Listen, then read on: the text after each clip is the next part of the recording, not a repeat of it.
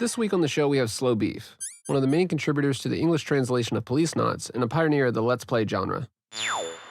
Why the fuck are we talking about the Snyder Cut? I mean, if we're going to talk about the Snyder Cut, I haven't seen it, but I have a pretty good feeling it's going to make me feel the same way MGS4 did. For 4 hours? Yeah.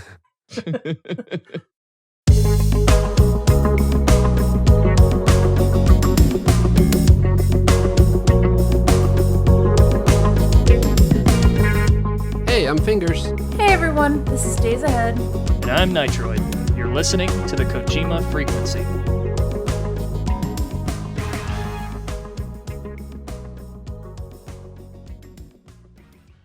I have a funny story about ancillary to the Snyder Cut, but it's like a nice aside maybe, and then I can get back to it. But anyway, sorry. Oh, go ahead with it. Yeah. Yeah. Oh, I'm sorry. Yeah, I didn't know if we started yet or anything. I'm sorry about that. No, I was gonna say because I haven't seen the Snyder Cut or Justice League, and I was reading the original. Yeah. I mean, the Whedon one, and I was reading online, people would be like, well, nobody would watch this if they didn't watch the original. I'm like, I absolutely would, because I'm on top of nothing. I'm like a dad now. And so Infinity War was the second Marvel movie I saw, and Endgame was the third one. And for me, it's just I'm never going to watch 20 movies. Yeah. It's not going to happen, So I might as well just see what everyone's going on about. I saw it on a plane and on a phone. It was awful, the worst experience. I liked it, but what's funny is really big Marvel people kind of hate me when I tell that story. So I was with a vendor, with our company, we're paying them for stuff. And I was we're at a dinner, and I told them that, and the guy goes, that was stupid. And then he suddenly realized he's supposed to be nice to me, and he's like, well, I mean, if you have to do it. And I'm like, I don't care, dude, whatever, it's fine. But You're still getting paid, don't worry. Yeah. So I might see the Snyder Cut, even though I've not seen Batman and Robin, Justice. I haven't seen anything, but Somewhere David Lynch's ears are burning over that watched a movie on a cell phone comment. It's such a sadness that you think you've seen a film on your fucking telephone. Get real. I have to. My wife's not into comic book movies at all, so it's I have to watch everything on a plane. I saw half of Black Panther. I think Doctor Strange I just skipped 20 minutes of because I was gonna land, but it works sometimes. That's like trying to get somebody into Metal Gear, though. You're like, all right, so there's about 13 games you need to get through. It's okay. Oh yeah, no, you're screwed on Metal Gear. Even showing somebody the movie version, you're like, all right, so this is 9 hours. It's fine. It's just Metal Gear Solid 1, okay? Just trust me. I know it's 4 hours of just people chatting, and there's just pictures and there's not much to look at. I know it looks like shit. I know he doesn't have a face. Yeah, just his head moves up and down. I'm sorry. This is what you're watching. Here's the pitch. I just had an idea. What kind of okay, this is probably bad given some current events that I may or may not have heard, but can you imagine showing someone the Metal Gear series through DSP playthroughs? Now that's an angle. Sorry, that's I've never seen any of the DC stuff myself. So except for Wonder Woman. I saw Wonder Woman. So I think I'm gonna go into it the same way. Yeah, I like the good one. The 7.5, if you will. So yeah, no, I don't know anything about these movies except for the memes. Yeah. So yeah, I just want to jump in and see if I can swim with the current. I'm absolutely with you. I know the Martha thing from Batman vs Superman, Yeah. and I watched the fight on YouTube. And first I watched the crappy cell phone bootleg version on YouTube, because again, I'm not going to get to, so I'm all right, I'll and it's good fight, and then I watch it again with whatever. But I love watching Batman Superman fights, just because it's all about I want to see how Batman's going to win this. It's not interesting if Superman wins it in 2 minutes, you know what I mean? Which is what would really happen. But I think that's what everybody's big complaint with Superman is just he's boring because he's just goddamn omnipotent. He can fuck up anything. He's just the ultimate powerful thing, except the green stuff messes with him. But I don't know. It's a personality test, right? An Int J thing, except do you like Superman? Really? Okay, so you're a Superman fan. Yeah. Interesting, But yeah, I don't know. They redid the Frank Miller one, and they animated it. Mm-hmm. Apparently there's an animated Dark Knight Returns, which was the original Batman versus Superman. And I'm old school, so I really like that one. But yeah, that one was good. Yeah. A question a buddy used to say was I'd ask him who do you think would win between, X and Y? And he'd go, well, who's writing it? You know, it's just like, well, who's writing the comic? You know, it doesn't fucking matter. One of them can figure it out. Like, you know, especially with Batman, it was like, well, you know, Batman can figure out the weakness. He's tactical. He's got money. See, well, that's, you know, that's kind of what I like about, like, I'm a simple man with my Metal Gears, you know, where I like the villains and how Snake can defeat them, you know, where like they're like kind of like little super villains, that kind of thing. Yeah. So it's like, because I know everyone's kind of becoming like Renaissance, like sort of, I like two, and I'm just like, I don't know, Dead Cell never did it for me, you know, like it was just 3 of them, and you know. That's a great title. That's our title. Dead Cell never did it for me. I'm gonna write that down. Okay, sorry, keep going. It's better than mine. Mine was like Solid Batman or something. But anyway, yeah, Snake's Batman pretty much.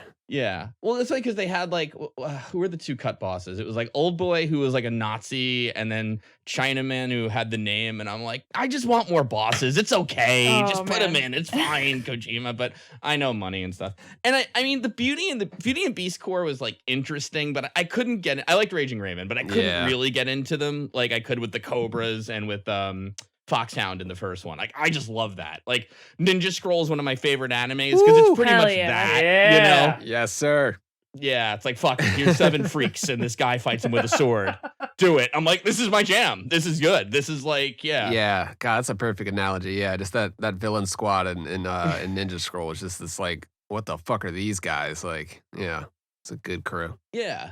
Like, Batman's kind of there because it's like Mr. Freeze, like, how's he going to handle that? And it's like, and a guy who's like a penguin, like, well, he could probably handle that, but still, it'd be interesting, you know, that kind of thing. But shouldn't be too hard. It's funny that you should say that because when you were talking about like Snake trying to like being intuitive to defeat, you know, Dead Cell or not Dead Cell, sorry, Snake being intuitive to beat Foxhound, you reminded me of the Mr. Freeze fight in the Arkham Asylum game.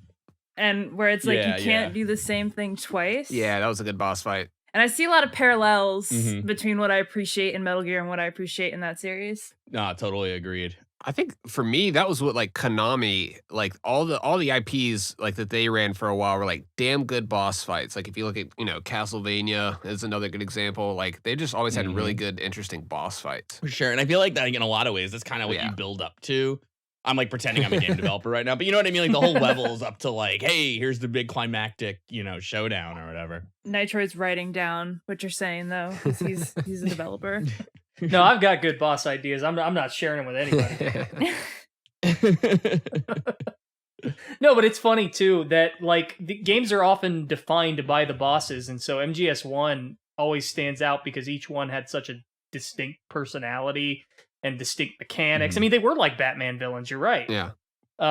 You could say MGS2 was kind of going for, hey, these guys aren't going to hit as hard because they're just stand-ins, right? Like that was the point. Yeah. Which like the Renaissance you mentioned, it's so funny watching that, having been around when MGS2 came out and knowing how that entire hype cycle went.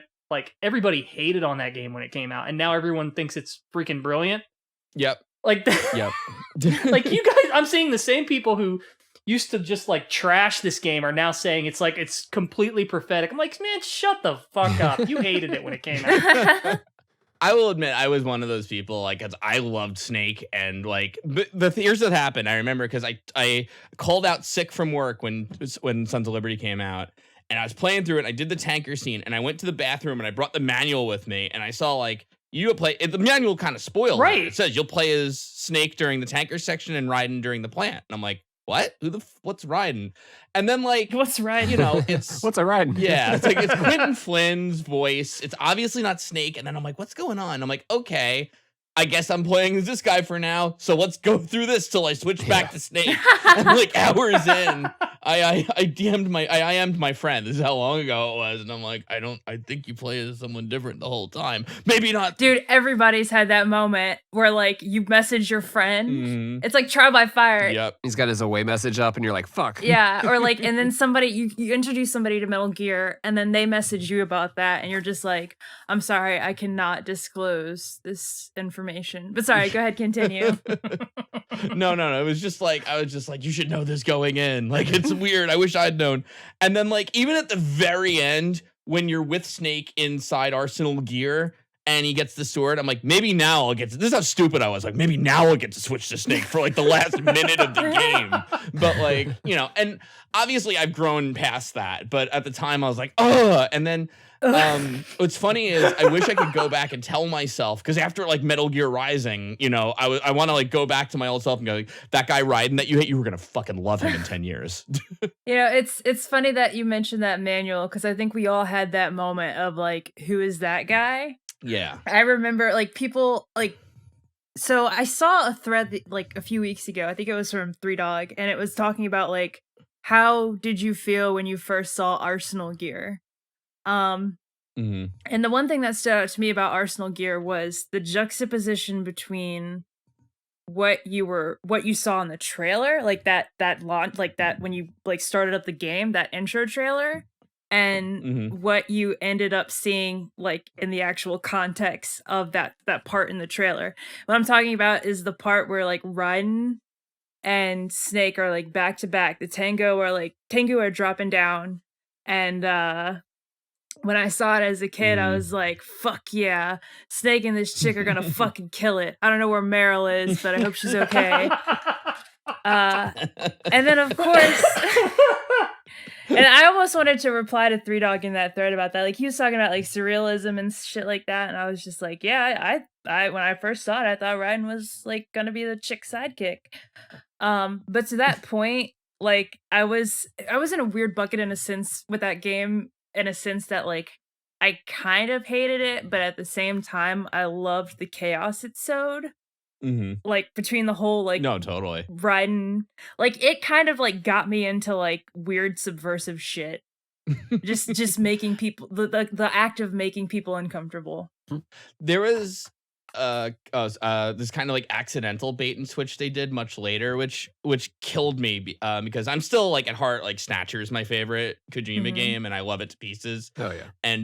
And when they revealed, I think it's Jamais Vu, the DLC for Ground Zeroes, yeah. Right. Ground Yeah. Zeroes, right. What happens is it starts out with like they play Creeping Silence, I think, from Snatcher, and they're talking about like the base in Cuba being taken over by Snatchers, and I'm like, and I remember like they say, and a man from a different alternate future, and I'm like, I had like goosebumps. I'm like, oh my god, it's killing them, and it's Raiden. I'm like, no, it's so close. All right, we're still kind of there. Back to hating whatever. Raiden. But Yeah. I was like, you, ooh. It teased you again. Damn. I know, always a bridesmaid. Oh my god. Well, hear a really stupid joke about that. The Jamais Vu thing was this weird taking an old Metal Gear community joke and making it real sort of situation. Because I bring this up enough on the show, but are you familiar with? It was an older website, Metal Gear Solid, the unofficial site. Do you remember that place by any chance? It sounds familiar.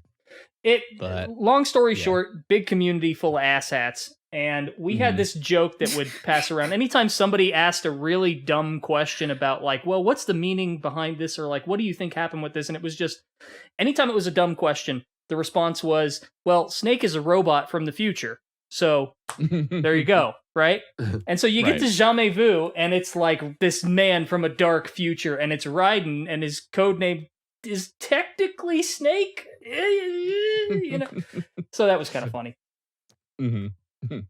That's my dumb joke over. Isn't it like, god, now it's coming back to me. Isn't it like in the intro of that mission, like Raiden gets offered like a gun. He's like, no, I don't need a gun. Oh no, was it the sword actually gets offered? And then Oh, he right. has the gun? Oh, Yeah, it's the other way around. Yeah. Yeah, because they didn't want to put the Yeah. whole Rising engine in Ground Zeroes. Yeah. I still want to play that old version of Rising. Yeah. They could give them like a base set of moves like they did in MGS2. You know, I'd be satisfied with something like that. Just to be able to use the sword still. But yeah, they kind of they went the quick way with it. And they made them aliens too, which was weird. Well, they were like snatchers, kind of, weren't they? Body snatchers. Well, that's what they called them, snatchers. Yeah, that's what it was. They called them snatchers. They played the music and everything. Yeah, I mean, but they weren't snatchers. Yeah, I think there was some kind of reference to the plane crash. You know, that like there's a plane crash that crashed near Cuba, and that's where. But like, Yeah, I don't remember exactly like how they explained it or if there was a file or anything like that. Yo, maybe Or that if- was the aliens that they're always like referencing throughout the series. Maybe. Yeah, there's always this low key thread of like aliens exist in Metal Gear. If it's like crop circles or Area 51. You think that was the bright light that Campbell saw driving home? Yeah, I'll call it canon. Oh yeah, that's right. That's what, yeah, like or like or maybe it's all like a big Konami verse, and like that's the UFO endings of Silent Hill or the alien siren and that kind of stuff. Yeah. You know? But I wish it was easier to get people into Snatcher. serious. Wasn't Solid Snake supposed to be in one of the Silent Hill UFO endings? Yep. Nitro, every time I say like some outlandish fact that I vaguely remember from Twitter, there's like dead silence, and Nitroid's like, yeah, you're right. Yeah, checks out. I don't remember which one. I think it was either 3 or 4, but someone's gonna correct me on that. Sure. Um, It won't be me. I didn't remember that, but I can believe it. It was back in the day when things were fun with Konami and all, but you know, what are you gonna do? Well, I wanted to ask you, did you pick up the I guess the PC Engine Mini, TurboGrafx Mini, whatever you want to call it? I didn't. You know, it's one of those things. It's like it's on my list, but nah, I didn't. They're like crazy Snatcher wasn't expensive on now it, right? too. Yeah, Snatcher Oh was on really? there. Yeah, they. Oh wow. I guess they're not like they're off market now, so good luck getting one for under $200. Right. But yeah, they I, put Snatcher CD Romantic on there. It's so interesting because yeah, it's in Japanese, you know, and like Yeah. I remember after Policenauts, Laidlaw and I talked a little about like maybe doing an English translation of the PC Engine version of Snatcher, and then like when you start a project, you get all these wild ideas like, what if I get Jeff Lupin in to like voice that one? There's like one scene with him in Metal Gear like buying like a porno or something like that, you know, and then like. Not that I particularly care about that one scene, but it's just like just for completeness, just to say, you know, that kind of thing. But you know, I don't even know if you can find Lucy Childs or anything. But I mean, you could definitely get Lupiton. He did an ad for the ROM 2064 guys, I think. I think he did.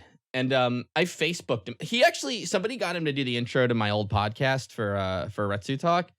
And like as a surprise kind of thing. And like I was like, oh my God, it was like amazing. And I actually contacted him on Facebook because I still stream and stuff, and my sub notifications are David Hayter and oh God, I'm totally blanking. Campbell, I can't think of his voice actor right now. Paul Lighting. Yeah. And like they'll say like, you know, like you're the lighting in this stream or whatever. Well, lightning actually. Hayter got my line wrong on Cameo. But at any rate, I asked Lupin if he would do it on Facebook, and he wanted to charge more money than Hayter on, you know, which I'm like, hey, listen, you know, I love Jeff Lupin and I'll pay for that, but I'm also like, wow, really, dude? Like more than Hayter? You sure? But no, I don't know. He didn't know. What do you call it? Yeah, what do you call it? So I got them to do that because I'm a big fan, and you know, of all like, it's really weird because the first time I got his like voice lines back, and it's like really weird to hear David Hayter say like Slowbeef, and I'm like, oh God, I can't publish this. This is too weird. You that know, was us last week when we did that voice intro. We had Tommy Earl Jenkins from Death Stranding on. And that was so wild, dude. That was so like just surreal. Like Yeah. that shit, was just like, wow, that just happened. and he recorded an intro for us, and just hearing our names, I felt like a porter. Oh yeah. He was so down to do all that though too. He was just like, yeah, man, with like, you know, whatever you guys want to come up with, you know. So shout out to Tommy Earl Jenkins. He was so fun. For real. He was like my favorite part of Death Stranding, truthfully. Yeah. I mean, like, all right, the gameplay was good too. But like no, I really liked his like acting in it and everything. Like I think he really did a good job with it. Dude, and apparently like you know, he told us on the episode he did that scene in one take. Wow. Like that's the one that they did another one for safety, but like they didn't really need it. It was just like that was the first one they did, and they were like, holy shit. So yeah. It's funny too because like it's not even ambiguous what scene we're talking about. Like you know the one. Oh yeah, you know that's what I we mean? could Like, put yeah. that one scene. Everybody's like, yeah, that one, yeah. Yeah. And the Oscar goes to. Yeah, seriously. Right, exactly. Good stuff. Lucy Childs. I I tried to find her recently. That sounds really creepy putting it like that. But, No, I know what you mean though. Yeah, in a fan way. Yeah, and Well, that I sounds guess creepy she's too, like I guess. an acting teacher now or something like that. No kidding. Yeah. Interesting. I could be completely wrong about that. It's been a while, but like I was wondering, like, wow, where are all these voice actors now? Yeah. Well, some of them I feel like were just like random, because Lynn Fusener, I've never heard of her doing anything else, and she wasn't that great. So like, I kind of feel like maybe she knew. No, I don't know, but what was I gonna say? Like, but like the one guy, Ray Van Steen, did like a bunch of voices, so I feel like he must still be doing things, Yeah. So I don't know, but I'm a terrible fan. I haven't kept up with any of that stuff, but Nah, I don't feel too bad. I mean, at least you're not on the other side of the spectrum, like shipping people or shit like that. I don't know. I mean, I draw the fan art, but no. Yeah, no. Gotta So make those commissions. right. Well, I do it for the love of the ship. No, I'm totally kidding. A lot of the Japanese voice cast have passed away, though, haven't they? Or at least like a few of them. I'm trying to remember. I'm Sorry, I made that dark. not sure. No, it's okay. It's fine. Anything to get outside of shipping talk is worthwhile. Yeah. I kind of wonder sometimes what like an English dub of Policenauts would even sound like, because there was a localization planned for that originally, wasn't there? Yeah. I've never gotten the real deal, like why they never did it, but like having dug into it internally, like the whole thing with like the animation wouldn't sync up. Like I actually do kind of believe that, because if you were to do like a fan dub thing, that is like far and away the hardest like thing to fix. Oh, most It's like definitely. all it's all compressed, like hand-drawn animation. Like I don't know how you would even like do it outside of like really cheap and lazy kind of like 80s anime, like just repeat like one mouth motion over and over again while someone's talking kind of thing. So yeah, I don't know any way to do it to make it look good. And not to mention like all the other like technical things. Like a lot of people ask us about that, but it's like one of those things where it's like there's no way in the world I'm spending like a year of my life again on on that part of it. You can read subtitles. I'm sorry. Yeah, I mean, I know everybody in there everybody has asked you about this, but like, how the hell did you pull that off? So, I actually wrote it up, and it's one of this is totally free to read. Also, it's on the LP archive, lparchive.org. I wrote this 8-part thing called Tales of ROM Hacking, but basically, I was doing Let's Plays and stuff. I was a server-side Java developer at the time, and when I was working with Chunker HQ, I kind of figured they wouldn't want to give me the whole script to do a screenshot Let's Play of it. But I was like, let's just do the prologue and see where it goes. And I'd ask Mark about it, because I was a programmer, so I'm like, what is exactly the problem? Like, why can't you fit the English in? He's like, well, it's too big. I'm like, but like, what does that mean? Does it crash? And if so, like, why would it crash? And like, the thing is, he didn't know. But like, I got really interested in it. And I remember what really got to me about it was I remember distinctly, I was on the boardwalk in Seaside Heights, New Jersey, and their old programmer left, and I was like, why don't I just ROM hack the stupid thing? And then my immediate thought was like, no, like that's beyond you. You can't do that. And it's like, it's really kind of sad whenever you have like, it's a rare thing. I hope never happens to anybody when you have that notion of like, you can't do something, like it's beyond your capability. And like, I kind of sat there, not depressed, but it like bummed me out. And I worked with them for a little while longer, and I remember I was outside smoking at work once, and I was like, you know what, okay, maybe I can't ROM hack the game, I'm not good enough for that, but maybe I can get them past their one part that they had trouble with. So I did some research, and like, it was just one of those things that like, I started doing little by little, and like, I like figured out where, I saw the word beyond in English in the subtitles in the opening movie. So I found that, and I changed it to Sion, like one letter off, and I showed Mark, he's like, yeah, but it's when it's bigger. And then like it was like not in the movies, we got those, it's in the actual game. So I did it again when I saw Beyond in the game, and I changed it to Hello Mark, but this time I changed Japanese. I figured out the content tables, and he's like, it's got to be bigger. And then I came up with this idea of like, and I go into the technical specifics, which like, I don't know how much you want me to get into here, but Yeah, like, go for it. Okay. So, Japanese tends to be like 2-byte characters, meaning like, rather than just 1-byte letter like we have in English, they'll have like 2 because they have to fit in hiragana, katakana, kanji, etc. Mhm. But when they want to put in English, so what happens is, to take a step back, a lot of like modern computing and stuff came from America. And the idea is like Microsoft actually invented ShiftJIS, which is a standard way of encoding Japanese in computers. So they put ASCII, which is American standard code for information interchange. They put up English in the Japanese font, basically. So 90% of like ROM hacking projects I've been on, and which is not a lot. I shouldn't say it like 90%, but I'll say there are a lot of them use ShiftJIS as the encoding. And that means you get English in the font with you, So that's at least like one thing that's kind of quote unquote done for you. Gotcha. And English in Policenauts always started with the number 80. So I was like, you know what? You could pack twice as much in there if you got rid of that number 80, just put in the English and had the program automatically do the 80 for you. And I was thinking about it. I was like, I could do that. And it took a little doing. I had to like kind of ask people on the board, like, okay, I got the PlayStation op codes. I put in the RAM here and it kind of does that. And I managed it.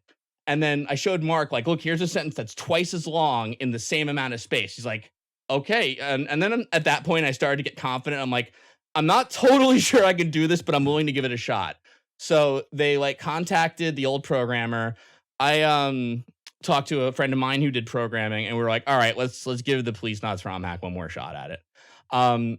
And basically it was like, first of all, that whole thing I did, funnily enough, like you didn't need it because it turned out if you got rid of that 80 anyway, Konami put it in for you. So I was like, all right, well, forget it. But at least it got me on the project. And so like it ended up being like a huge technical challenge because it was like a compiled like bytecode script that you couldn't like really disassemble. So like I remember like the guy who worked on it previously was like, I could squeeze parts in, but like the problem is if it gets too big, it tries to read the scripting language that tells it how game events work. So it'll be like, all right, look, there's a bounding box over here that's supposed to be the lamp. If you click on it, I want you to print sentence 1. And Kojima being Kojima, like there's 5 different things that happen if you click on this lamp. Right.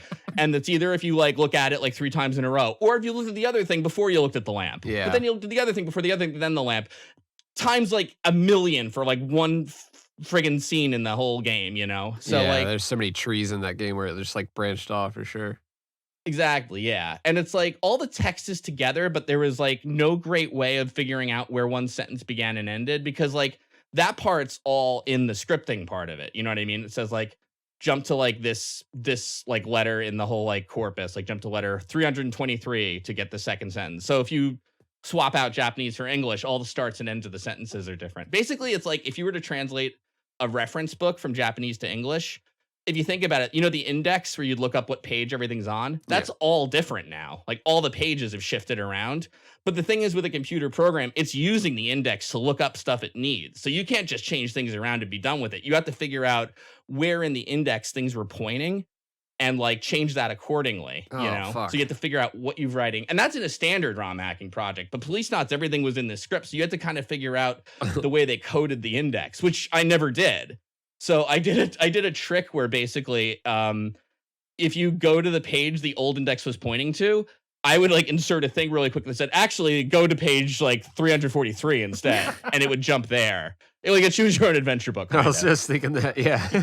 Yeah. And then I had to tell the text reading thing like, hey, if you see something that says go to the other, just ignore that. And like, I called it the DATCH for double addressing with text chaining and hack. And that like got rid of that part. And then this guy Starboy I brought on, he figured out the subtitle thing with because subtitles were all in this one giant file. And it's like, here's all the audio, here's some text in with the audio. And he figured out all this stuff, except there was like there were 2 cases on one on each disc where the English was just too big. And I remember I encountered that at Starbucks because I wanted to get out of the house when I like program this stuff. So I would just like bring my laptop there.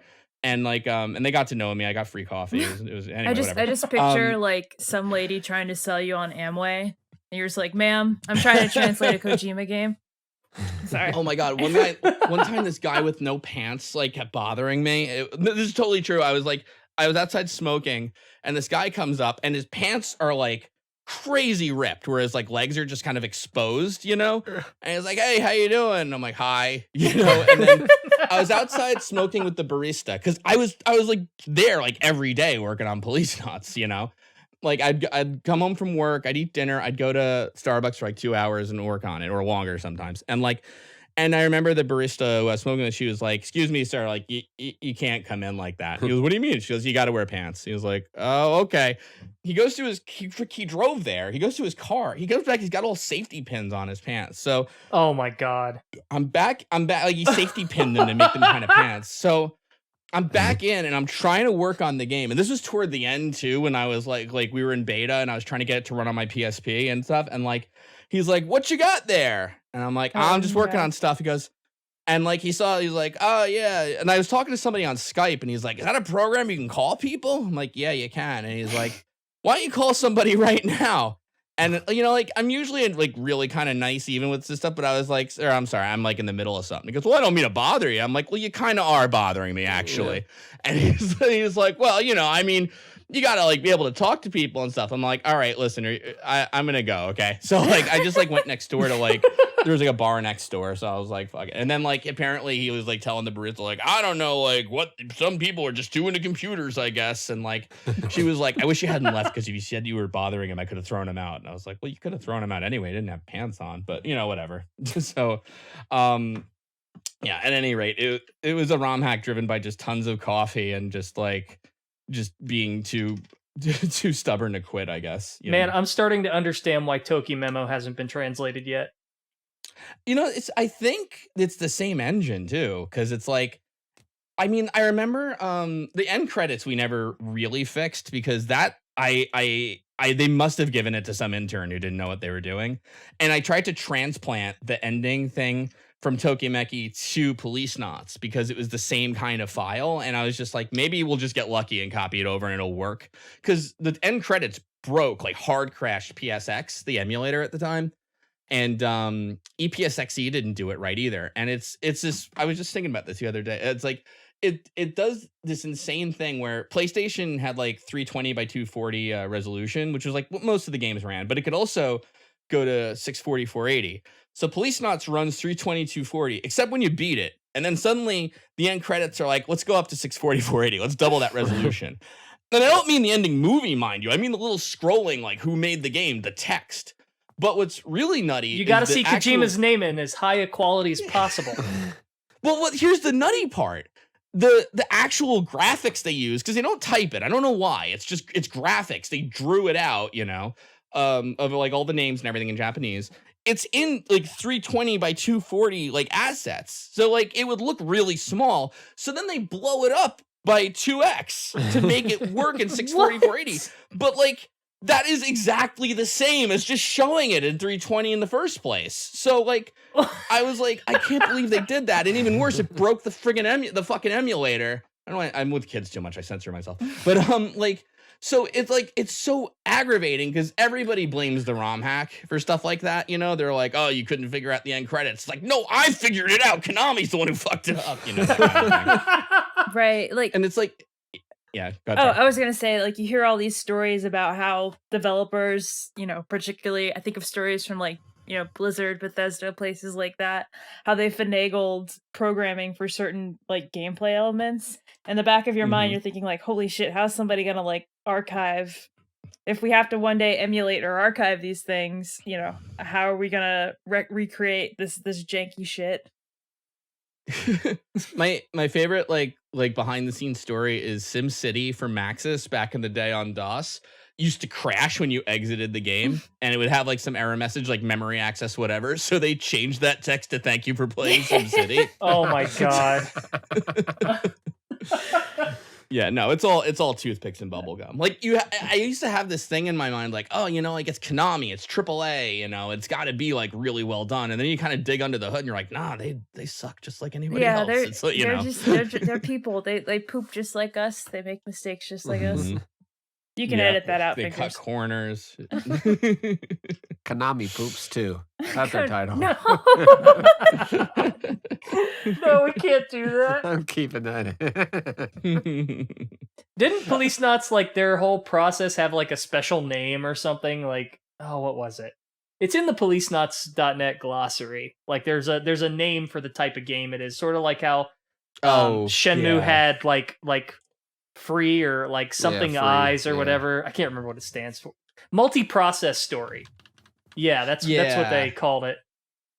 Yeah, or like and it's like you're on a train and you can look at different things. Like Policenauts is very linear, and Yeah. it's like I almost feel like Snatcher is closer to an adventure game than Policenauts, which is like fine. That's what they were going for or whatever, But It's not a pyramid Um, scheme, it's multi-level marketing. That's what I yeah, hear when like I hear that. so like there's like no like the inventory, you can like look at the items you pick up and stuff. Like that's totally fake in Policenauts. Like the game is so linear, it knows Yeah. exactly what items you're supposed to have. So it just has like little flags if there's something you pick up in that scene that it'll turn on and off. But it doesn't actually remember the things you picked up. It just Yeah. goes to the next scene like I know you're gonna have those Oh things, wow, that kinda that's deal. interesting. Yeah, it's a very curated experience, whereas Snatcher, you have to kind of work your way through it a bit more. So Right. Like Snatcher, you can sorry, go ahead. I just wanted to like ask I'm kind of a novice with this stuff. So basically what you're saying is instead of the items being like actual objects that, were associated with your character with like whatever point you're in the story, it was like, okay, you're in scene 24B, therefore Yeah. like you see these items. Oh wow. Okay. Yeah, that's really interesting. Yeah. It's like behind the scenes, like Snatcher, like let's say like trying to think of one of the items. Like I don't know. You get a photo from Katrina Gibson's house of her father to show people. And the idea is like maybe on the back end, there's like a series of flags for all the items in the game that are like true or false, depending on if you've got them. Mhm. And then throughout the game, if you check your inventory, it'll like check all the flags to see what you're supposed to have. But Policenauts doesn't even do that because it's like it just knows in scene to scene. Like once you're like in BCCH, it's like I don't even have to check anything because I already know if you're here, you have X, Y, and Z. Right. And Yeah. maybe, exactly. Yeah. So That seems completely different from like other like point and click type games. Like Maniac Mansion comes to mind with that inventory. It was like huge, and like no matter you could pick up a lot of it, and a lot of it was just junk items that would just they were there, they had no purpose, and they would just fill up your inventory. But they were definitely like their own slot because like they showed up in like the order you picked them up, and it was all just completely non-linear. So that's Yeah, interesting. Snatcher is that- a lot more like a Scum game. yeah. no, 100%. And it's tricky too because you end up with a bunch of like logistical things like Walking Dead syndrome in Sierra games where like if you missed an item you needed to have but had no way of getting back to it, like you have no way of finishing the game. That was what I was going to bring up. Like, it's kind of ironic because that's what I affiliate like text adventure games with, and that's something you Yeah, King's Quest would fuck you up. That's something you most definitely cannot do with the way like the algorithm on how the algorithm with Policenauts works. Yeah, exactly.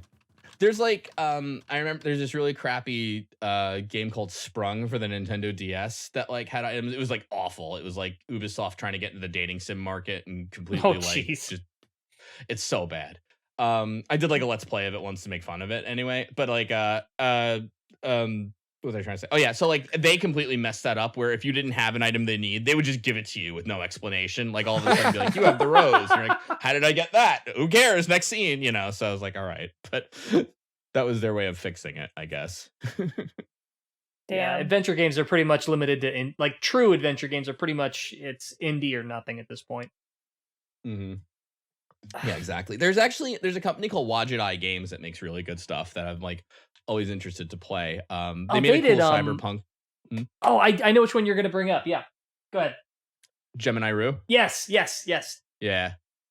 I watched I read a let's play of that, a screenshot one back in the day, and they have a game now called Unavowed that's supposed to be really good. But yeah, they have really good stuff. So like, I know Telltale was like kind of the big one, and then they went under. So it's a tricky market, I guess. Yeah. I loved what Telltale did. Yeah, I mean the appeal's not there like it used to be. Yeah. You could sort of argue that like LA Noire was drifting into that territory. I'd agree. I didn't finish that game. I liked it, but it was one of those ones. You never like finish a game like not for any like reason or another. It's just like one of those I put down and never picked back up. Yeah. There was a really game got back very recently called Thimbleweed Park. I think it was like 2017 when that came out. yeah. And that was like a throwback to like that classic like LucasArts style Scum game. And that held up really well. Like I enjoyed playing through it, and like, some of the puzzles were kind of like, the moon logic type shit where it's just like, what the fuck? Like I miss that type of stuff. Whereas like where I played through Policenauts and Snatcher, it really wasn't too much of that kind of thinking. A lot of it was more like just logical, like, oh, okay, yeah, that makes sense, and just like deducting Yeah. stuff. But One point I wanted to make was there's one series that's getting I guess ported over from Nintendo that I'm kind of interested in. It's called the Famicom Detective Club. It's getting I've heard it's about getting that. a lot of hype. I don't know anything about it. I was hoping you guys did, but I guess not.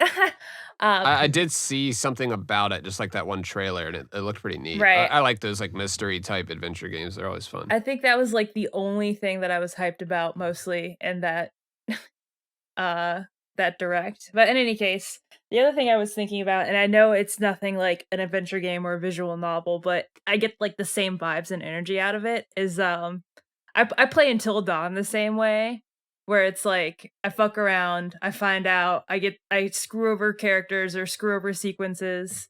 And you know, I wouldn't say that like it you get permadeath there, but there are certainly things that you could do to screw yourself over. So even if it's not I'm probably going to get yelled at this, but when I saw the detective series, the Nintendo one, I confused it with the Portopia serial murder case at first. oh my god. Well, I'm sorry. Once again, Nitro had taken it to the dark side. But yeah, no, I like that whole. I know we're totally off the tangent with Policenauts at this point, but I do like. No, we're good. We're on adventure It's games. fine. I do like, I do like it when adventure games, novel games, they get oppressive on you. Oh, for sure, yeah. That was one thing with Maniac Mansion. Like, you could really fuck yourself over in that game. Like, yeah. one of the characters had a hamster, and you could go in his room and take the hamster. And if he found out that you had the hamster, it was like, whatever, and he would throw you in the dungeon, and that would be that. And you can get out of the dungeon by pressing the loose brick. Anyway, so you had 3 characters in that game that you could like rotate out, who you were using. So if you put the hamster in the microwave Oh my and God. turn the microwave on, it explodes the hamster, and then it's an item that you can pick up. And then if you show him the hamster, it just goes, oh, okay, cool. And it just cuts to a fucking gravestone, like a tombstone outside. And then your Gotcha. character is permanently dead, and you only have 2 people to work with. And there's like a bunch of other ways you can die in the game, but that's definitely the most notable one. And I used to do it all the time, and it's hilarious. That's But I love I remember- hamsters in real life, so I would never do that.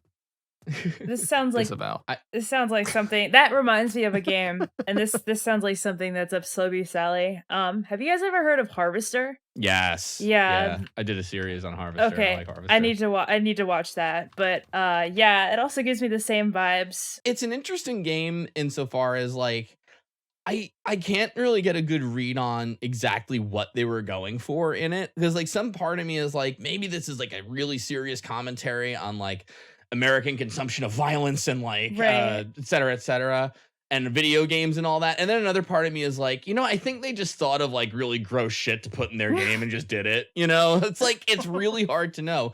And they never made anything else, so it's Yeah, like, I looked up the company, and I'm looking at it, I'm like, man, this animation style looks like similar to something I used to play back in the day. It was like another type of adventure game, but no, it almost looks like that, but like a Tim and Eric sketch. Yes, I was don't gonna know, say something looks very weird.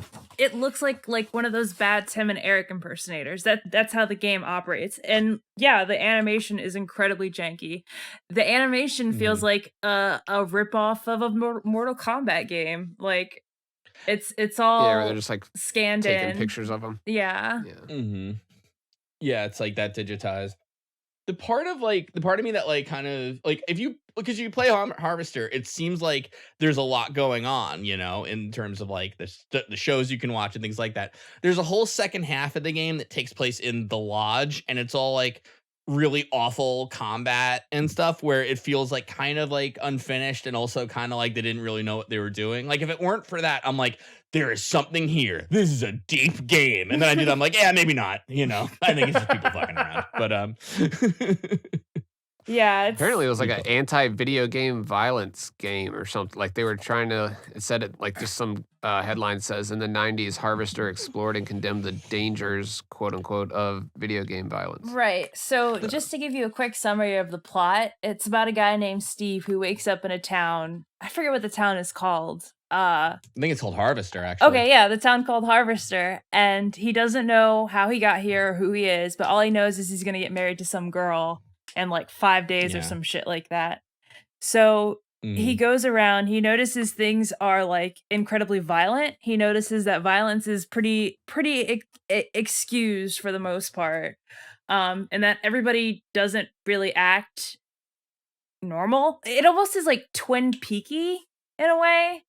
Yeah. In any case, I won't get too into the details, but what ends up happening is, like Slowbeef said, he goes to the lodge.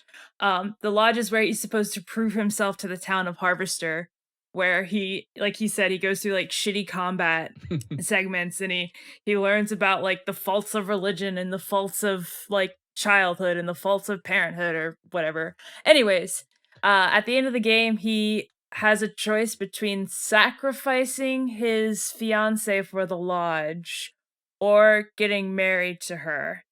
And you make that choice. What was that?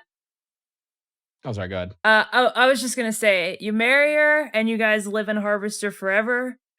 If you kill her, you go back into the real world, you become a serial killer, and he's all like, oh, I did it because of this game or something like that. So like what happens is, yeah, they basically reveal like you're in a virtual reality world that meant to make you a serial killer, and if you want, you can stay with Stephanie in this lie world forever, or return to the world as a serial killer. And then you do that, you're hitchhiking, you kill somebody, but then you're in like a bedroom, and this woman's like, Steve, like, are you still watching those violent Roadrunner cartoons? And he's like, Roadrunner cartoons, and he just starts laughing, and that's the end of the game. And it's like, yeah, and it's like, is this a commentary on like violence in media, or what's going on here, you know? And like, yeah, and like the thing is, like, it may very well be. I don't want to like discount anybody's artistic interpretation of the game Harvester, but like, I like to apply Occam's razor to shit a lot, maybe more than I should. So I'm just like, is there shit here? Probably not, nah, but there absolutely could be, and I could just be an asshole about it, you know? Whatever. I have no experience with Harvester, and everything that all of you are explaining sounds like an adventure game made by Tommy Wiseau. It's like it's like ultraviolet Twin Peaks, I'd say. I think what's like neat about it is it's very disquieting, not because it's violent, just because it's like it's violent and like everybody's in on it except you know, Oh, which is like okay.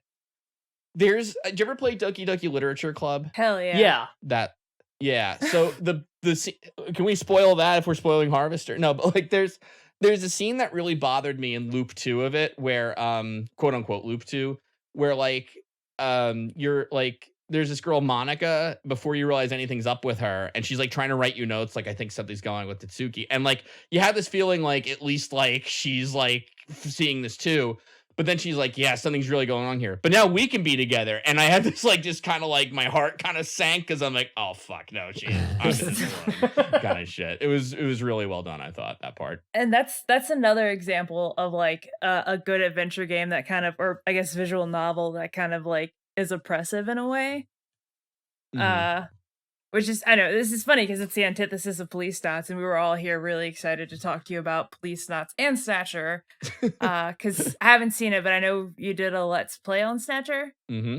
That's like kind of what that's like. Again, the much longer version of the how I got on Policenauts story was like when I did a screenshot Let's Play of it. I did this. I was gonna have a surprise, which is in retrospect stupid and not worth the effort, and I didn't do. Which is I was gonna replace all the graphics with the PlayStation version of it, you know. Like to show people the 32-bit version of it, which would have required me to play the game and capture everything. I don't know why I thought this was a good idea. But when I said there might be a surprise in it, like some guy named Nacho Box was like, a full translation and Let's Play of Policenauts? Oh, you shouldn't have. And he was kidding, but that put the idea in my head. That'd be really cool if I could pull that off. And so I sat on it for years. But then like I thought of it again later and I was like, you know what? Let's talk to Junker HQ. And that's kind of like how this all got started. But yeah, back in 2000 actually, I had a website called slowbeef.com where I read like Sean Baby and Old Man Murray, and like basically like video game humor kind of wasn't a thing because games weren't that popular, except these guys like had this website where they would make fun of games and stuff, and like I was like, I remember Sean Baby. Yeah. Oh yeah, no, and I was like, I want to do that too, and I did like the deep cut. and like so I had slowbeef.com and I wrote articles, and it was like, yeah, some of it was okay and some of it not, you know, I'm glad I forgot to renew the domain. But I did this strategy guide which I put back up called the Slowbeef strategy guide to Metal Gear 2 Solid Snake, which is like this like quote unquote strategy guide, cuz I liked Metal Gear Solid 1 and 2. I love the games, but like I never understood like the missing one, because I like, who the hell's Gray Fox, and like where's Natasha come from, and I'm actually still not clear on that. But like so I played through the MSX version, but I like kind of documented playing through it and stuff, and like people liked it and stuff. And then like when I kind of came across like the Something Awful Let's Play board, I was like, oh, that's kind of like that thing I did. And like I was like, I wanted to do one on Snatcher, but I'm like, I don't want to make fun of Snatcher, that game's great. And like it never occurred to me I could have just done like, you know, like a thing that's like, hey, this game's really cool, you don't have to make fun of it the whole, you know, because I'm an idiot, but whatever, you know. It's funny you bring up the Metal Gear 2 strategy guide too, because that's how I like first learned about you. That was the first thing I saw of yours. Yeah, like, I years actually, ago. Yeah, sorry. I think it's like one of those things like it's a shame that like I lost the domain there. And like what's funny is like I'm very self-deprecating about brands and shit, so like I contacted the people who own like slowbeef.com, and I'm like, how much do you want for that back? And they're like, we rate this site at like $2,000. And I'm like, I'll give you $20 for it. and then like I'll like forget about it, and then like 4 years later or so, or 4 or 5 years later, I'll be like, hey, I'll buy this for $20 off you. And they're like, we want like 1,000. And I'm like, I just got to get unpopular enough that this like which is happening, fortunately. So, you know, no, You're literally short selling your brand. I don't give a shit. No, I don't know. I do like all the Let's Play stuff, but like I know like a lot of people who do it for like I got to go to Off Topic, like the Rooster Teeth like Achievement Hunter, like I was on their podcast, and I did Total Biscuits co-optional podcast, you know, back in the day and stuff. And it's just like I talked to like a lot of AAA people, and like I don't know that I have the actual like stomach for it, in the sense that like you really like your whole life is like making videos and topping yourself and like doing stuff like, you know, like when it was funny because like I've been doing like Let's Play stuff like for like 15 years. And I remember what they asked me on Off Topic, like, what's like the craziest thing you ever did for a Let's Play? And like that same day when I was down there at Rooster Teeth, they like had a pile of swords, and the one guy, Jeremy, wasn't even being recorded, picked up a sword and a taser and just shocked the end of the blade. And he didn't realize that the electricity would go through into the handle, so he tased himself through the sword. And he's like, ah, crap.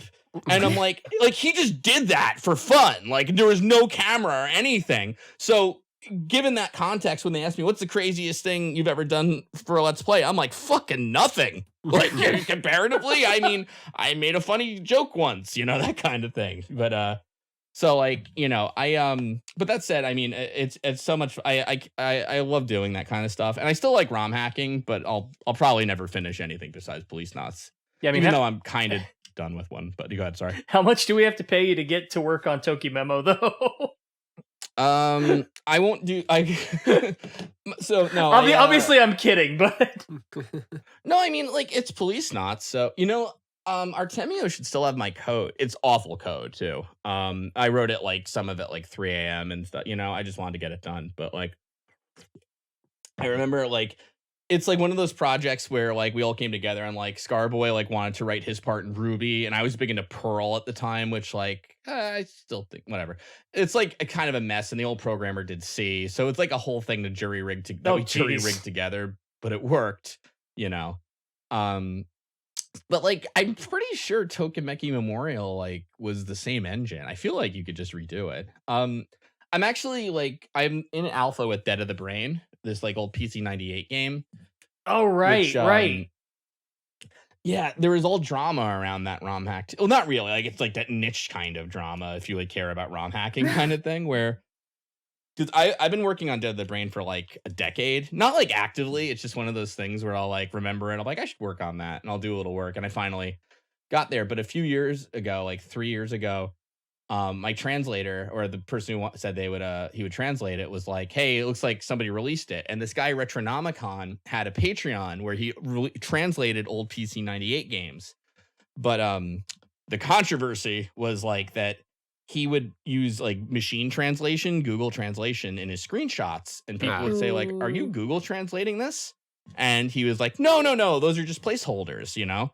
And it's like, then he'd release it, and it turned out like, "Hey, no, wait a minute, you are just like machine translating this." Oh, And like, jeez.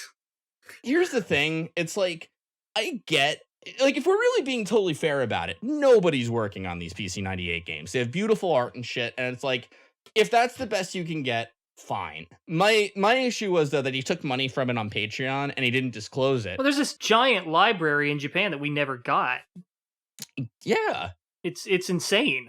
Yeah, Dead of the Brain too. It's like the art is incredible. I'm not going to say the story is going to win any awards, but it's like kind of better than you'd think for like, it's basically like if Snatcher's kind of like a Japanese Blade Runner, like Dead of the Brain is sort of like Night of the Living Dead, Oh. you know? Yeah. Yeah, I mean- there's another game by this. Yeah, sorry, go ahead. I was just going to say PC88 games were just gorgeous for the most part. I mean, Oh yeah. the title is hilarious, but there's a game called Jesus 2 that Mhm. is just beautiful. I streamed Jesus 1. I played Jesus. He's a good game. Title idea. I played Jesus. No, just kidding. I played. Yeah, but so I'm technically still working on it. I need somebody to translate it, and you know, but that said, like, I don't know, I Policenauts took a lot out of me. It was quite a project, you know, and it took out a lot out of Mark too. And there's just like a point where you're like, I don't know if I ever want to do something like this again. But then, like, you know, the itch gets you, you know. So yeah. we'll see. But yeah.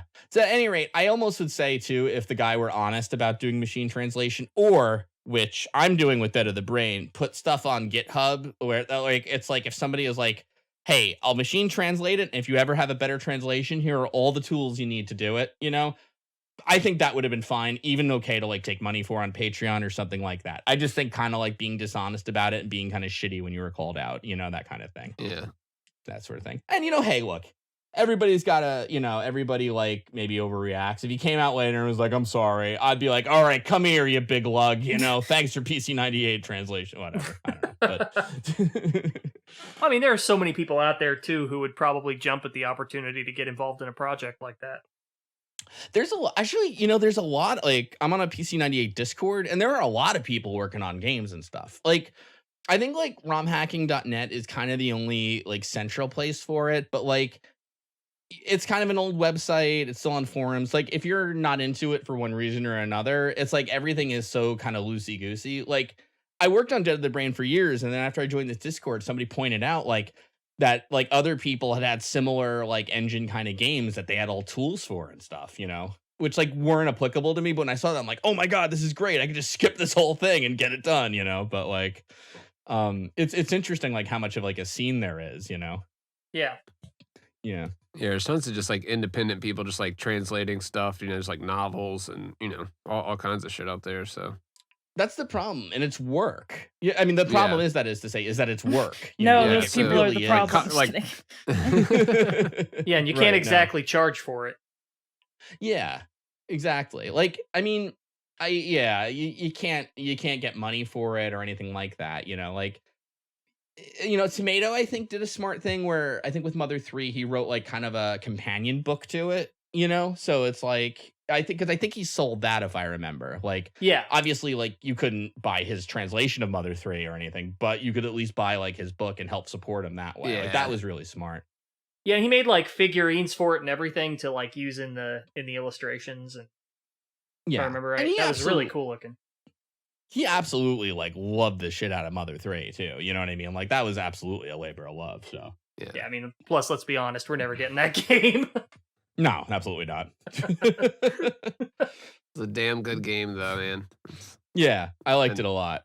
I was one of those people too. I didn't play Earthbound growing up, so I only played it now, and I'm like, wow, that's incredible. Yeah. And then Mother 3, yeah. God, imagine playing that as a kid. That would just destroy your mind. Oh yeah. Oh, no. man. Yeah, I played Final Fantasy VI as a kid, so I think that's why I take everything like too seriously. I don't know.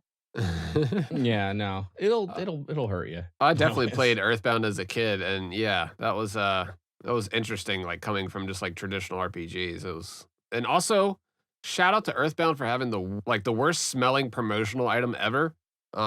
It had scratch and sniff stickers. I don't know if you guys have ever seen that, but Hell they yeah. smelled like ass. Like that was like still to this day some of the worst smells my nose has ever experienced. One like was actually like just like fart smell, like it was like sulfur and all this stuff, and one was like a BO type smell. Shout out to Earthbound. That game's wild. That's like, you know, that game was a trailblazer for sure. Just being like, hey, you can be a weird ass RPG. It's fine. My wife played that growing up, and so like nothing phases her now. Just- Yeah, that's what I'm saying. Like that was a good introduction and like a good shake up. It was like, oh, okay. One of the things I used to stream because like when my kids were born, you know, they like babies like wake up whenever, you know. Yeah. And so I would just like I was holding my son while playing Earthbound, and he was my infant son, and there's a scene where Ness is, I forget exactly where he is, but he says Ness sees an image of his father holding him, and I'm like, oh my, like I turned on my webcam and I'm like, I can't wait till my son, when he grows up and gets into video games, and I can tell him about this moment. And he's 4 and he has no fucking interest in video games whatsoever. Oh, bro. My 6-year-old daughter loves them, and I'm like, you know, I had this whole bonding experience with you, and you won't even play Mario Party with your sister. Bro, Jesus you gotta play that at Christ. his wedding, though. Do you at this moment look like a phone? That's all he's gonna know about me now. No, I'm just Yeah. Not to pull a Ness's dad on that. here's some money or whatever. Your the money's hell in your it is. account, bitch. Yeah. Well, I was gonna say you and Nitroid have a lot of that in common. Not necessarily in the video games, like you know, I think his sons do like video games, but Mhm. like They couldn't give a shit about Metal Gear. Yeah, he's just No. they don't give a shit about Metal Gear. Their dad is just the guy that rambles about Metal Gear all the time. Like How old are your kids? My kids are 12 and 9, Ah, gotcha. Yeah. both boys, and the Wow. older one is really into model ships, and the younger one is really into Fortnite. Well, you know, Fortnite. Yeah, Yeah. that'll do it. My daughter is like talks a lot about like Roblox and Minecraft, so you know, Yep. one day. A future streamer. I tried to show them Metal Gear, and they were just like, "Dad, why are you showing me this old crap?" And I'm just like, oh "I my failed. god. I failed as a father. Metal Gear. Oh my! When I was a kid, I was like, nothing was cooler than Metal Gear. Just like it's like Zelda, but you're an army guy. It's Yeah. great. You know. Although my oldest son really got into that SOS game on the SNES where you have to escape a ship. Have you ever seen that? Oh, no, I don't think I have actually. It's a really Check hard that game. out. It's got a lot in common with like Another World, where it's Ooh, sort of yeah. That's hard. you know, Mhm. trial by fire, and you figure it out by failing a lot. That is and up my so- alley, Everything's yeah. just like biting Yeah. at your heels the whole time. You're just like, Well, fuck. It's really interesting because you're in this sinking ship that's, you know, sort of made to look like the Titanic, and it starts to sink, and the ship will sort of like capsize and turn, and while you're playing, the entire map will like invert and go upside down or vertical, and you're trying to like navigate the ship at certain times and rescue people and get them out. And it's like it's really tense, and you're on a time limit. Like it's somewhere in between Another World and Clock Tower in terms of gameplay. It's pretty interesting, Yeah. and he got into that for a Yeah. while, so that was I pretty missed cool. that one. That sounds cool. Yeah, I gotta check that one out. Yeah. Gotta link it to SOS? us. Oh, Really hard. I died in like 5 minutes. This does look like, I see like how they're using mode 7 here to like rotate the ship around Yeah. and stuff. Yeah, that was like like back in the day. It was like you can't make a game on our platform. You're not rotating something. You know, it's got to be some pixely rotation happening, or else. You know, but I was all for it too. I was all about it. Like Super Castlevania 4, that one stupid spike room. I'm like, that's great. That's rotation. You know. Beat that, Genesis. You know, I was like the worst fanboy. Like I had Genesis and I really liked it, and then Super Nintendo came out and I'm like, I like it better. You know, like I was just like whatever I played last. Blast you know. processing. What's that? When I played Rambo 3 on the Genesis with my brother, there's this like horrible compressed photo of Sylvester Stallone holding the bow at the beginning on Genesis. We're like, whoa, this is the best graphics I've ever seen. That's I'm how not I even making fun. We were unironically man. like, this is the no, greatest I thing. remember that. I remember when people thought like full motion video was the shit. Like this is the future, man. Oh Like my it was it was very controversial, but also there were people that But then believed. Genesis did pull that power move back in the day when Super Nintendo was like leading the way on like, the graphics front and all that. And then Mortal Kombat came out and it was Mhm. like, Genesis has got that blood though. And everybody's Blood like, code. shit, I gotta. Yeah. that was the Yep, grown-up game console. And then they had Sega CD, and you could I remember I was playing Sherlock Holmes Consulting Detective, which I think came with it, which came with like every CD-ROM platform, and it was the worst game, and it was like the most pixely grainy shit. Like you might as well have been looking like a photo covered in sand, but like everyone's like, "Oh my god, are those actors in a video game? How?" Like.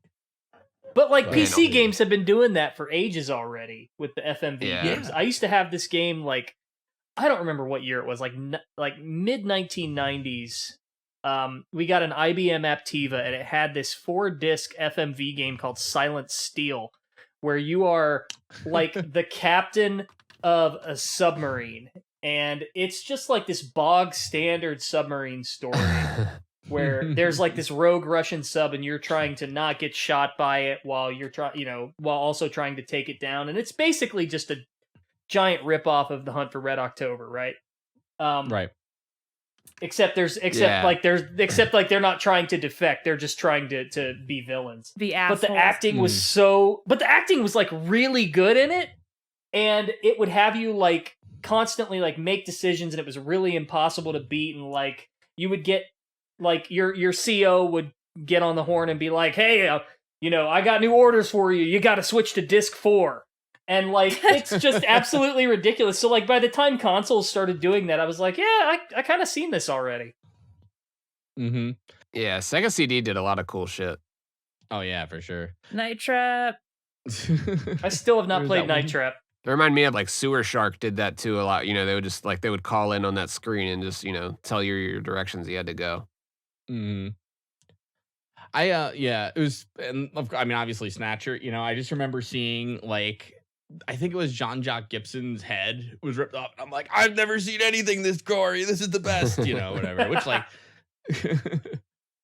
I almost didn't finish it too, because I was like an obnoxious 14-year-old, I think, when I played it. So it was like, this guy's memory disappeared at the same time of the Snatchers. It's so obvious he's a Snatcher, and that shit. And then, well, I didn't know who Hideo Kojima was at the time. So, Oh, you were gonna find out though. Yeah, I'm so glad I stuck with it because I'm like, this is the greatest thing I've ever seen. That's awesome though, getting to play that when you're 14. Yeah. Jeez. It's wacky because you see like in the credits like Metal Gear and you're like, what? And then like Metal Gear is there as a character and you're like, well, this is amazing. Like I love Metal Gear, that kind of shit. Yeah, and it's funny because like I kind of remembered the name Hideo Kojima, but then when you play like Metal Gear Solid, he's like very prominent in it. Even like Psycho Mantis, like the whole like fight with Hideo, and you're like, Yeah. oh. And then so this is one of those things. I don't know if it's like a Mandela effect thing. I could swear in the original Metal Gear Solid they mentioned Chernobyl from Snatcher as one of the 3 cities Liquid Snake's gonna blow up with Metal Gear. Like it was like Tokyo, Washington, I think, and then I thought it was Chernobyl, which is like I think you're right. Where Lucifer Alpha. Yeah. Yeah. And I feel like it wasn't in Twin Snakes or anything like that. It was just in like the original PlayStation one. Because that But- was the original city, and then he changes it to Lop North China. Yeah. I think so. Yeah, that sounds right. But yeah. But man, that was the day. Those were the days. And that was the other thing too, because I played Metal Gear 2 Snake's Revenge, like the unofficial, the non-official sequel or whatever it is, Just And, Snake's like, Revenge. That was the thing, because then like I had no idea what anybody was talking about in Metal Gear Solid. Then they're like, "What about like Gray Fox?" I don't know who the hell that is. What like, about whatever. Cyborg Big Boss? Yeah, What the I was about fuck? to say. Like, I thought that was canon. yeah, exactly. What happened to Nick and Dave or John rather? Like those people. Yeah, we talked about that recently, just like how like just starting on the NES games and that being the only experience with Metal Gear, and then going into the PlayStation 1 games, it's like, wait, did I miss something? Or like, what the fuck are y'all talking about? And then not even knowing the existence of the MSX games until like way later, I was like, oh, okay, that's what happened. Okay, this is just a shitty port. Okay, got it. Yeah. It was just like, and it's like what do they do? They like give you like text you can read. I think in the original Metal Gear Solid, like there's like a 9 or 11 page thing. If I remember. Yeah, and it was just none of it was familiar. I was like, "What? I don't Zanzibar Land. What the fuck are you talking about?" Like, like I'm not reading this shit, you know. Like, because I remember too, like even the manual for Metal Gear 2 for the NES, Snake's Revenge, was like wacky because they're like, big boss is teamed up with the Ayatollah Cockamamie, and you're like, oh, got it, yeah, take that, Iran, you know, like. Yeah, there's the whole Katafi thing in the NES version. It was just like, what's going on here? Yeah, that's right. I wonder if that's the same writer as the Worlds of Power book. Yeah, canon was screwy back in the NES days. Oh man, remember too? They had like notes in your NES manual. Like at the end, there's like 2 pages that were just like whatever you want. You know? I never used those.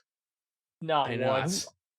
I grew up in the age of game facts, so anything that I needed, I wrote on like the piece of paper on the back of the game facts guide I printed. Oh, I grew up in the age of the NES hotline when it was toll free, and I used to I love telling this story, but like I was so pissed off because when I was a little kid, I called in for Ninja Gaiden, which is a weird thing to call in about, but like.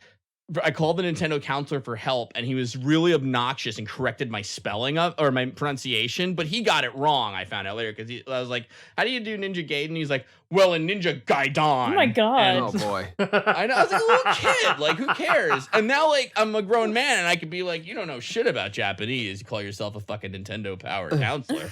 I definitely called it Ninja Gaiden back in the day, though, before I knew any better. Oh, same. Yeah, no, everybody did, but like. Yeah. It was like they had the Nintendo Power counselors, and it was like little, like almost like dating personal ads like below them, and it was like, here's Jeffrey. He once got 350,000 points in Adventure Island, and like even as a kid, I was like, I guess that's okay, you know. Like I'm not gonna be like, whoa, I want to talk to Jeffrey, you know. I mean, they all get the same. They all get the same guides, right? Exactly. Yeah, and then. Yeah, I remember too. I like that you could like send in your high score, and I took a 35mm picture of Super Mario Brothers 3 that I'd finished it, and I got it from a Japanese import shop that had like the little Famicom cartridges and everything, and they didn't publish it. And then I called in to be like, "How come you never printed the thing?" And they're like, "Well, you know, I mean, they tried to convince me basically it wasn't really Super Mario Brothers 3. They're like, well, you know, it's a Japanese game. How do you know? Bro, you were about to fuck up the wizard reveal. I know. That would have been lit. That would have been amazing. That would have been a story you could tell your kids. Sorry, I didn't mean to like. No, that's fine. No, how did that freaking? I don't care how good at games you are, but you can't know if the warp zone was there or not. I'm sorry. That's just, come on, the wizard. But you know, it broke my mind years later when I realized that the wizard was just one giant commercial. Because when that came out, I was a kid. I mean, I thought that was the greatest thing ever. Yeah, like, because you were being sold on something in a movie. Are you serious? And they show you how to beat it. This is the best. And then years later, you know, I grow up and I'm like, oh, they totally got me. Hook, line, and sinker. Son of a bitch. Super Mario Brothers 3!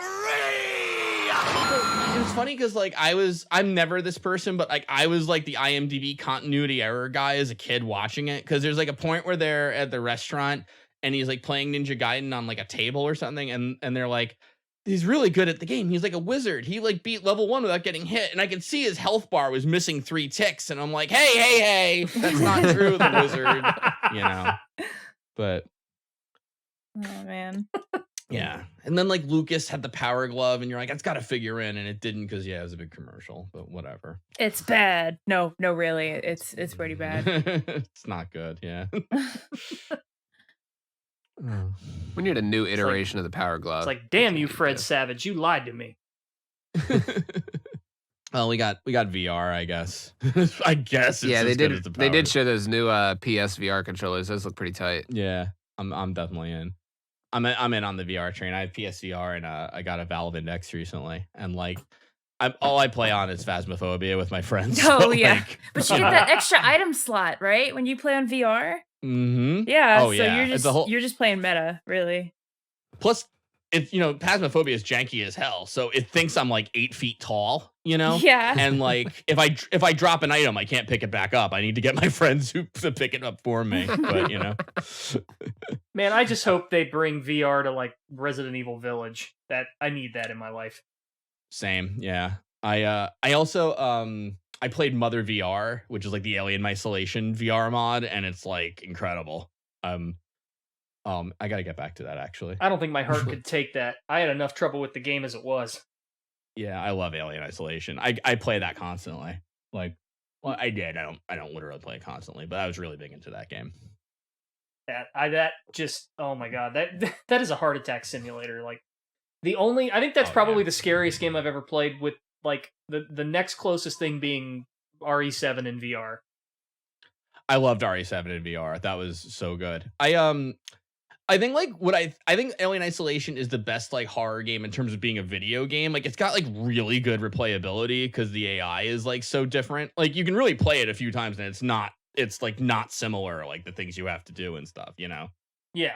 Like I'd probably still give the nod to Silent Hill 2 because I'm an annoying hipster about that, but like I love Alien Isolation. So you may have seen this, but some of the developers who worked on Alien Isolation are a part of a new team now that is making a dinosaur survival horror game called Death Ground.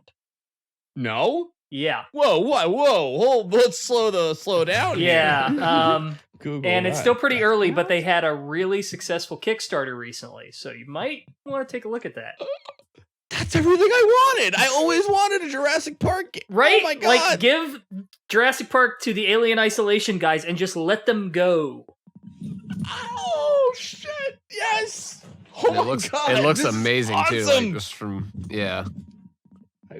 from the shots I've seen, it's like holy shit, that's gonna be great. So it's still early, but I'm like chomping at the bit for this. They also have that retro dinosaur game coming out too. Fuck, what was that called? Like everybody's making dinosaur games right now, and I'm all for it.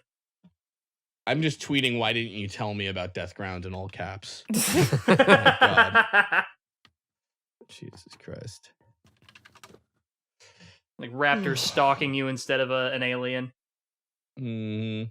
Yeah. I always wanted Dino Crisis was a lot of fun back in the day, but like I think that's the next Capcom game. God, I wish. I'll believe it when I see it. I was really sad but when I got the. Why wouldn't they? I was really sad when I got the. Well, I was sad about a lot of things about the RE3 remake, but I was really sad that a Regina costume wasn't like one of the things you could unlock for Jill. Like that. Fingers- That would have been a teaser. Fingers, I'm just going to say, why wouldn't they is a question often asked of Capcom, and there is no clear answer. Yeah. There was a Dino Crisis mod. Like- Somebody did that. I am still not over Mega Man Legends 3, okay? That still hurts. It's killing me that they're doing an RE4 remake when I'm like, just redo Code Veronica. Dude, Yes! Yeah, dude. Thank that's you. what we all said too. I was about to say, Yeah, if I had that's a one that dime needs every it. time I heard that. You don't need to remake 4. It still feels new to me. Yeah. Yeah. I'm it's- actually playing through 6 for the first time recently. by Oh, the I'm way. so That's a sorry. trip. Yeah. Yeah, we just finished Leon's campaign. Fun's over. Yeah. That's a It's quite schlocky. Yeah. Everyone told me how bad it was, and it's like I didn't believe them. I couldn't believe them. You know what I mean? It's just like so much is happening, and like people try to excuse it. They're like, no, they're all crazy. I'm like, no, not like this. Like I don't know what I'm doing or why I'm doing it. Like from like that stage one's to just stage. like, what the fuck's going on here? And the Leon No, campaign is the good one. That's what everyone keeps telling me. So we're moving on to Chris next, and I'm like, and then like I'm like, is there a secret 5th campaign? They're like, no, Ada was the secret. They just unlock it for some reason in the new version. I'm like, oh, all right, thanks, Resident Evil, I guess. And then if you want to But- play it with a with a friend, the Ada campaign, the friend is Agent. Oh. Oh wait, you never. Okay, I take it you ever like they wanted to add a co-op component to the Ada campaign as well because that's like the selling point, right? Yeah. So it's like Right. instead of having like writing in another character, they wanted to kind of adhere to her, I guess, like loneliness. So they Oh. when you load in on co-op on her campaign, it's her, and then like a Kmart hunk whose name is just Agent. Nice. I I gotta check that out. Yeah, it's pretty schlocky. But that whole game is. Yeah. If you don't mind me sneaking a quick plug in, Go for it. Oh, I am- free, man. I am streaming it with my friend Diabetes. We do the Red Supre channel. We stream every Wednesday, 9 p.m. EST. We do a co-op thing, and currently we just finished the Leon campaign of Resident Evil, so we're moving on to the Chris Resident Evil 6. So we're moving on to Chris. We're just going down the line to Chris of the Yeah. Take and then Ada. So it's a wild ride because neither of us have played it before. Well, that's the thing. You would think that it's like, hey, I mean, he punched a boulder in 5. Like, how could it get any, more crazy than that? And it certainly And does. that's I heard why it we need does, to yeah. remake Code Veronica, so everybody knows why Chris got swole. It's climbing that cliff. It's so weird too, because then in 7 it's like Redfield. I'm like, what's that? His like brother or something? Like that's not him. Well, And then it's Wesker like, no, that's him. Wesker's dead. He got Wesker's clean, man. Wesker's prodigy is like okay, I guess. So he didn't need the swole anymore. Well, I guess he got the swole back now that like Ethan Winters is in his life. I'm telling you guys, Yeah. I know everybody loves Resident Evil 4. I know it's the golden child, but that game to me was the beginning of the end for Resident Evil. Like that's when it all turned, and that's what led us into 6. And now that they're kind of bringing back like the shopkeeper and the more the focus on combat in 8, like I'm getting scared again. Like are we going back to action? Yeah. Like 7 was so good. Like we finally got back to horror, and like I don't want to go back. It's that whole I can't do phases that thing again. There was I had a theory. Go ahead. Oh, I was gonna say that's like that phase of 3 again, right? I think we talked about it before, where it was like 1, 2, 3. That was like B movie horror. 4 and Yeah. like it was. I mean, I'm not gonna say 3 was bad, but it was like, I guess progressively less iconic. I don't know. And then 4, 5, 6. That's the action movie. That's you could see the decline there. And now we've got 7, 8, 9. I don't know if that's like the supernatural or how we want to interpret that, but I don't know. That cycle, man. I always figured it was a trilogy thing, and like 4 I excuse a lot because I feel like before you know about like suplexing the monks and shit, there's like a kind of neat frenzy sort of horror to it where it's like I don't even have like a minute to rest and everything keeps coming toward me kind of deal. But then you learn how to play the game and it's like, okay, never mind. I think but I think a lot of people also forget sort of like the climate of that time. I always tell like I swear to God, everything in like the early 2000s, like it's so hard to explain how the climate was at that point for everything in that part of like history. Anyways, you have to like remember like the climate of the Resident Evil series at the time, because I remember like people were kind of done with the whole like tank controls, and I liked Code Veronica, but I remember like Code Veronica and Resident Evil 0 being not necessarily divisive, but just people the people were getting less and less enthusiastic about it. Let's just say that. Yeah. And now we have indie developers making tank control games because everybody misses it. I'm working on a Unity project kind of for fun and stuff, and like I was so happy because I got like the 3D camera working and everything, and then I'm like, I just reinvented tank controls. This sucks, but like but it was a programming accident, not anything else. But yeah, Slowbeef, thank you so much for coming on, man. We appreciate you coming on and telling us all about all that crazy translation stuff, man. That's a wild, tedious sounding thing. We definitely all appreciate the hard work that you done. Oh no, anytime. I definitely want to include like the Junker HQ folks, because like I think because like I had some notoriety, a lot of people call it like Slowbeef translation. Like I've seen that like that torrent before, like Ian by Slowbeef, and it was absolutely Mark Laidlaw who did the actual English translation, and folks like Artemio and Meow the old programmer and Scarboy like who like helped on it too, and to say nothing of like all the beta testers and people like that. Yeah. No, but I'm always happy. Yeah, it's definitely a big team effort, man. But yeah, for implementing that and being the part of it that you were, man. Like we thank all of you guys because hey, I got to play Policenauts, so I don't think I would have been able to do that. So I'm always happy to nerd out about the translation project and everything. So one last thanks for having me question, on if it's okay. Yes. Is Kojima aware of it? So I've heard 2 stories. One of them is Artemio went to get something signed by Kojima and was going to say something, but chickened out. And then his friend was like, the guy who just passed you by or whatever, worked on it. Allegedly he said like kind of wryly, like with like a smile, was like, well, that wasn't exactly legal now, was it? As like a little like, okay, it's one of those things, who the hell knows, how much narrative was added to it. So I like to believe in that, but I've kind of made peace with the fact that I'll never really know. They haven't come after you yet, so Yeah. maybe they're just like, that's fine. Keep your head Yeah, down. exactly. Yeah. Exactly. And if they want to report you, where can they find you on Twitter? I'm at Slowbeef on Twitter. I'm Slowbeef on Twitch. I'm Slowbeef on YouTube. And if you want to read my Metal Gear strategy guide, it's on effinslowbeef.com. That's EFFIN slowbeef.com. Awesome. Cool. All right, man. Yeah, thanks again for coming on. We Thanks appreciate so it. much. Appreciate Yeah, it. thank you. Of course. Thanks for having me.